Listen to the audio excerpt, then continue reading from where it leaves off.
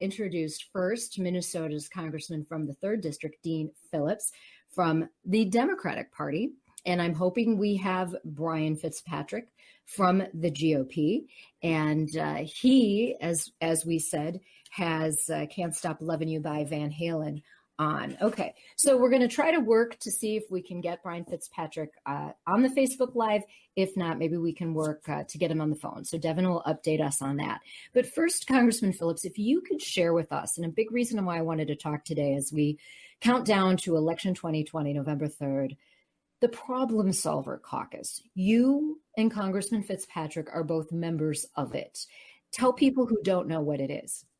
Well, good morning, Roshini. And the Problem Solvers Caucus, ironically, is, to me, the only caucus, the only group in the U.S. Congress that's actually doing the work that our founders wanted us to, which is to sit down together, share differences, celebrate them, respect one another, and ultimately get good work done. And we are 25 Democrats and 25 Republicans from all across the country, all kinds of geographies and backgrounds and political perspectives. But we have the shared mission of getting to know each other, respecting one another, and doing the work that Congress, unfortunately, seems to have advocated over the last number of years. And that's why Representative Fitzpatrick, my dear friend and colleague from Pennsylvania, a Republican, I a Democrat. We have lots of stories like ours, relationships like ours, doing really productive work, including helping get the country through the shutdown in 2019. The president invited us to the White House. We made a proposition which ended the shutdown. We changed some important rules in the House of Representatives that make it work better. And then in the last couple of weeks, we introduced what we call the March to Common Ground COVID Relief Framework, which has essentially been the framework that's been adopted from the negotiators to try to find a path forward for more COVID relief. So we're trying to come up with good policy, and we're also trying to encourage our country to set aside the polarization and the division and come back together, because we're concerned that if we don't take care of our domestic house, we're in trouble. And we want to show good leadership from the U.S. Congress and invite more people to this wonderful table. All right. Well, I'm so happy to introduce to our listeners Congressman Brian Fitzpatrick from Pennsylvania's 1st District. He represents Philadelphia. Congressman Fitzpatrick, thanks for joining us for this bipartisan conversation today. Congressman Phillips was just telling us about the Problem Solvers Caucus. You two have gotten to know each other. You're friends. And imagine that, a member of the Republican Party, friends with a member of the Democratic Party. Well, isn't it a shame that it's not always the case? I mean, that's really the way I look at it. We're all friends. Me and Dean and I are very, very good friends. I grew to like Dean the second I met him. How can you not like him? He's just a brilliant man. He's a consummate gentleman. He's a patriot. And, I think if you talk to the people in our caucus, we feel that way about each other. We sort of resent the Hatfield and McCoy politics that many in both caucuses advance. It's just such a broken system down there. And, I know that one of the many things that Dean and I have in common is we ran partially because we were frustrated ourselves as citizens with the dysfunction in D.C. So when we're down there now, we're trying to fight it. And believe me, you can't turn the Titanic in a day, a week, or a month, or a year. But with a sustained effort, we will be able to return the people's house to the people where it's supposed to be. There are a lot of archaic rules in place that are completely dysfunctional. They do not serve the people. They serve the party elites. They serve the big donors. They serve the power structure in D.C.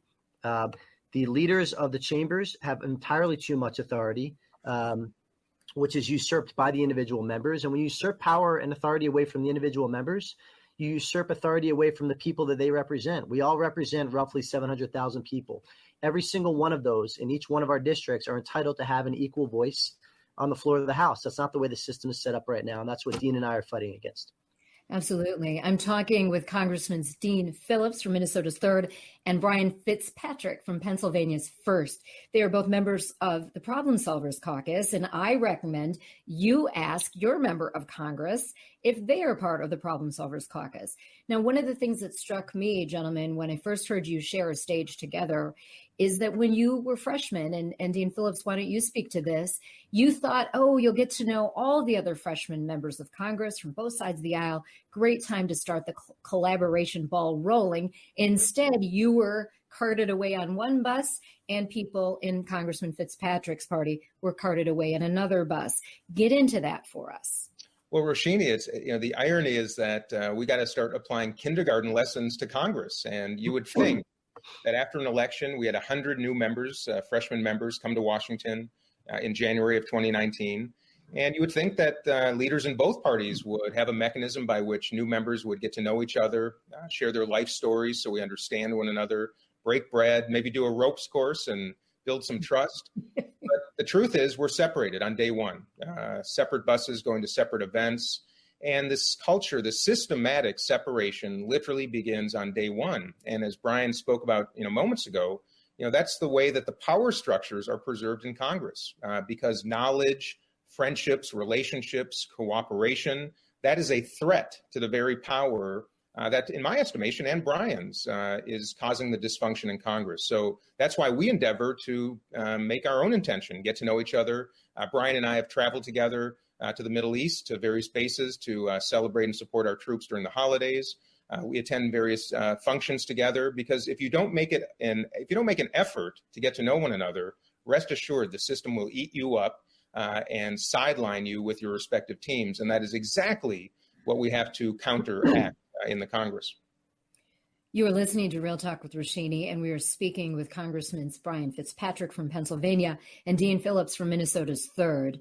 And there are famous pictures, Congressman Fitzpatrick, of different politicians. And I'm just going to, one that comes to the top of my head, Tip O'Neill and Ronald Reagan, sharing a drink together, whatever it is. That's at least the picture I'm remembering really accurately.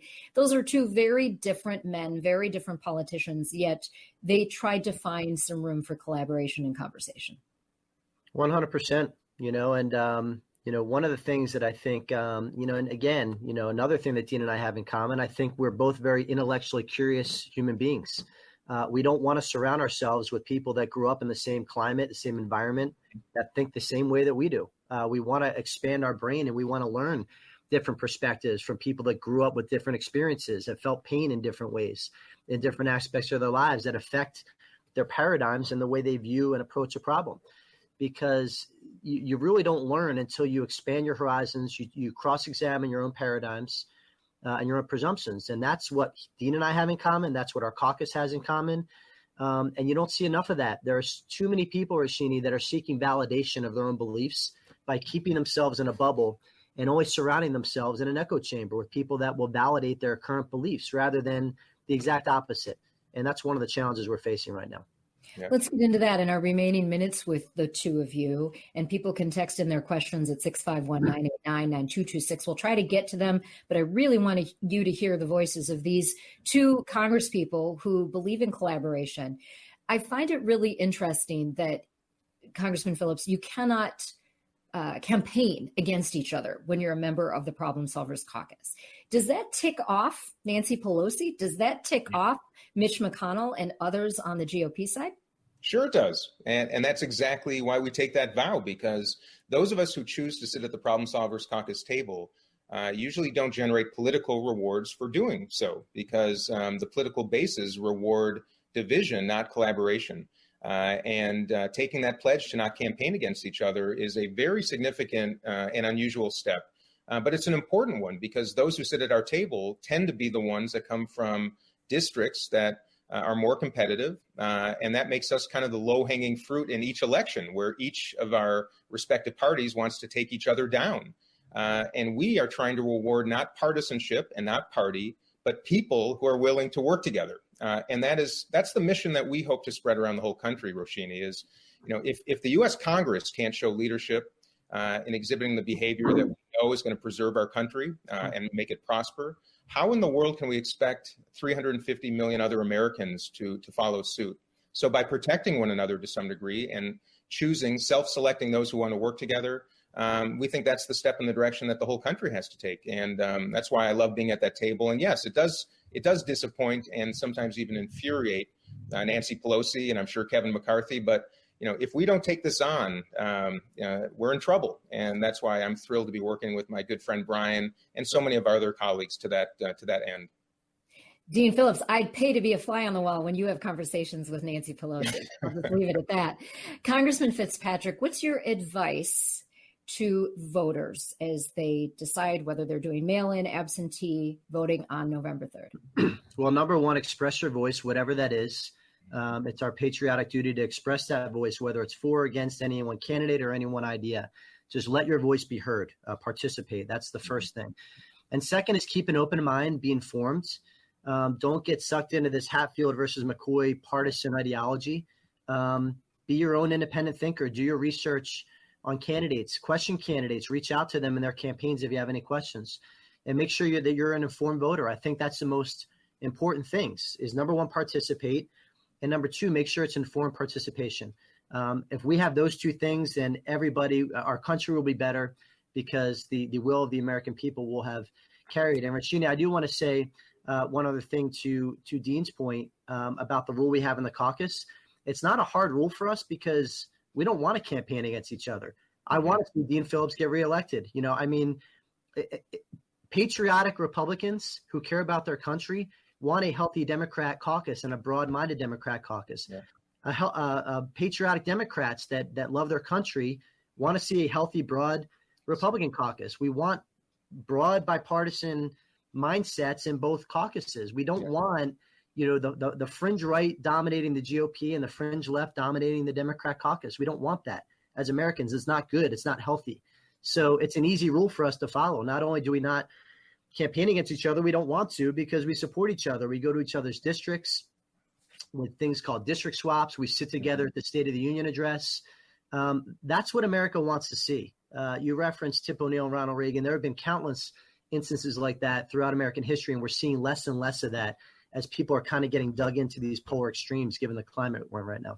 Well, I hope you two and the other members of the caucus can take pictures together and tweet those out because we need to see those kinds of images. All right, we've got about 45 seconds with both of you, so I want to do a quick fire round. Congressman Phillips, term limits, yes or no?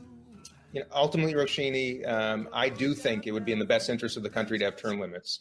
However, not too short, because I think, as Brian can attest to, learn how to navigate through Congress, understand policy, build the relationships. It takes a good decade to be forthright, like it does in any career. So I do think we need term limits because we have too many people that have been there for decades in safe districts, and it is causing the very dysfunction we're trying to end.